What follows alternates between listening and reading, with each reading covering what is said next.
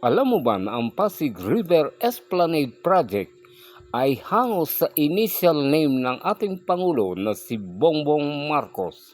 At ito nga ay ang PBBM Project o na may tawag na Pasig Bigyang Buhay Muli o PBBM na nga. Welcome to my channel. Ito ang Galapalo TV. Muli sa aking panibagong journey, samahan niyo ako muli mula dito sa Pasig River Esplanade. Tutungo tayo hanggang sa Intramuros area. At ito na nga, ang Pasig River Esplanade ay proyekto ng ating Pangulong Bongbong Marcos at ang may bahay na si First Lady Liza Araneta Marcos. Alam mo ba na ang proyektong ito ay may kabuuan na 25 kilometers mula sa Laguna Bay patungo dito sa Manila Bay. At ang proyektong ito ay bahagi na isinasagawa. Tulad na nga nitong Phase 1 mula sa likuran ng gusali ng Philippine Postal Office hanggang dito sa paanan ng Jones Bridge. Ito ay may haba na 500 metro at kung mapapansin nyo, napakaganda ang disenyo na nasabing lugar na ito. Na ang layunin nila, bigyang buhay muli ang Pasig River. At dito nga tinatampok ang green walkways, ang bike lanes at ang commercial areas sa nasabing mga lugar. At ito nga ay isang lugar ng pasyalan at upang makaakit na rin ng mga turista na magtutungo sa lugar na ito. Pinaganda ang mga bahagi o gilid ng Pasig River upang maiwasan na rin ang mga squatter na naninirahan sa gilid ng mga lugar na ito. Kung kaya't ginawa ang proyektong ito upang pakinabangan na rin ng mga mamamayan na mamamasyal sa lugar na ito. Bahagi ang pagkakagawa nito at ilan na rin sa mga bahagi o Phase 1, 2, 3, and 4 ay tila tapos na rin. At ang mga disenyong ito ay mula kina Architect Paulo Alcarzin at William T. At makikita mo ang ganda at pagbabago sa lugar na ito. At alam mo ba, noong mga nagdaang panahon, ang lugar na ito ay bahain o laging may tubig ang kalsada sa tuwing high tide sa lugar na ito. At tanging mga jeep na pampasahero ang dalas na dumadaan dito patungo ng Intramuros. At pansin ko rin noong mga panahong iyon, bibihira ang dumadaan sa lugar na ito. Marahil nga dahil sa baha o natatakot sa seguridad dahil marami sa mga ating kapuspalad na kababayan ang naglalagi o naninirahan sa lugar na ito. At sa ngayon nga, makikita mo ang malaking pagbabago sa lugar na ito. At sa bahagi pa rin ito, mapapansin mo ang Plaza Mexico bilang alaala sa mga manlalayag na sina Miguel Lopez de Legazpi at si Andres de Urdaneta. At ito naman ang magandang tulay na Binondo Intramuros Bridge.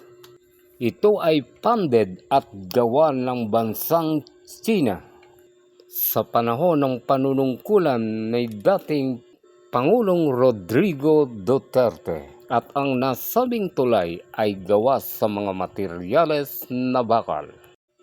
At ito nga ay nag-uugnay pa rin sa distrito ng Binondo patungo dito sa Intramuros. At kung mapapasyal ka sa bandang hapon o gabi sa lugar na ito, nakamamangha ang mga ilaw sa ganda nito.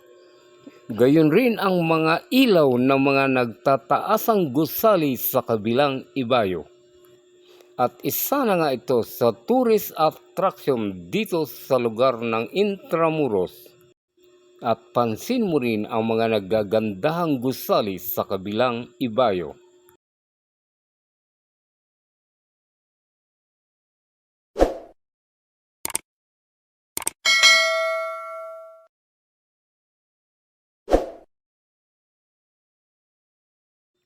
At ito naman ang malaking rebulto ni Adolfo Lopez Mateos, ang presidente o pangulo ng bansang Mexico na bumisita sa ating bansa noong taon 1962. At ito ay bahagi pa rin sa ikinagaganda ng Pasig River Esplanade. Ito ang Plaza Mexico.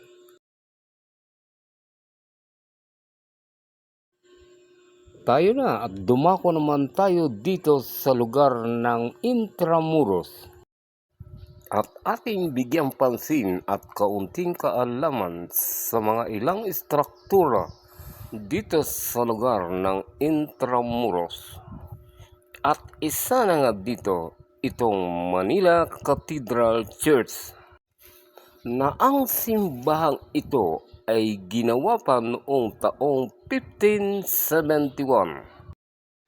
At ang nasabing simbahan ay dumanas rin ng mga pagkasira sa mga nagdaang panahon tulad ng pagkasunog o ng lindol at nitong huli ang naganap na giyera o ang World War II noong taong 1945 na kung tawagin ay Battle of Manila.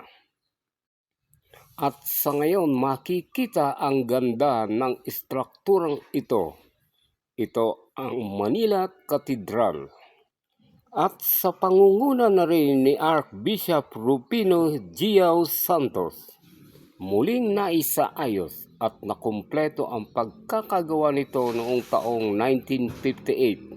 At ang arkitektong si Fernando S. Ocampo ang naatasan at tumapos ng mga disenyo ng simbahang ito.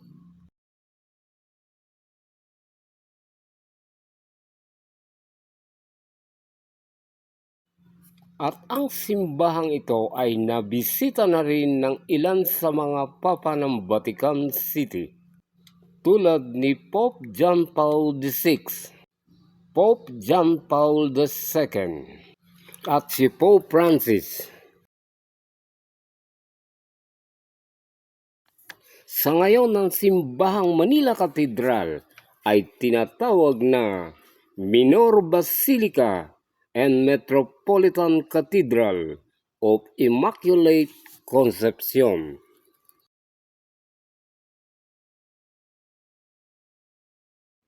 At ilang hakbang pa rin mula dito sa Manila Cathedral, narito pa ang isang pinakamatanda o lumang simbahan sa mga panahong ito.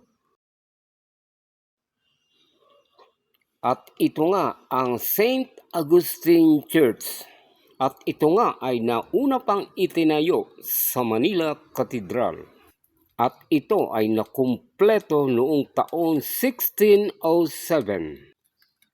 At napabilang sa UNESCO World of Heritage noong taong 1993 dahil na rin sa ganda ng pagkakadisenyo ng loob ng simbahan na ang estilo ay ang Baroque design. At ito rin ang kauna-unahang structure o simbahan sa Luzon.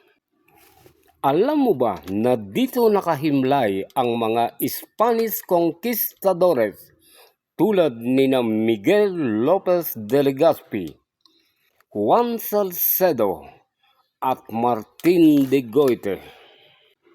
At ito lang ang istruktura dito sa Intramuros na hindi nasira nung nagdaang World War II o ang Battle of Manila. At bago pa man mangyari ang giyera, ito ay sinakop na rin ng mga sundalong Hapones. At dito nga dinadala ng mga sundalong Hapones ang mga pari bilang mga hostages. At ang St. Augustine Church na ito ay napabilang nga sa UNESCO World of Heritage noong taon 1993. Muli maraming salamat at sa mga susunod ko pang video.